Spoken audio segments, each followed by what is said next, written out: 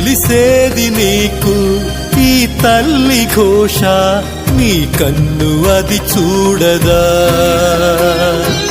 ఈ కంటి తడి ఆరదా. ఏ నోమునో చిందో, ఏ పూజ చేసిందో, పరమేశ నీ వరము పొంది మురిసింది ఈ కన్న తల్లి, తన శ్వాసతో బంధమల్లి.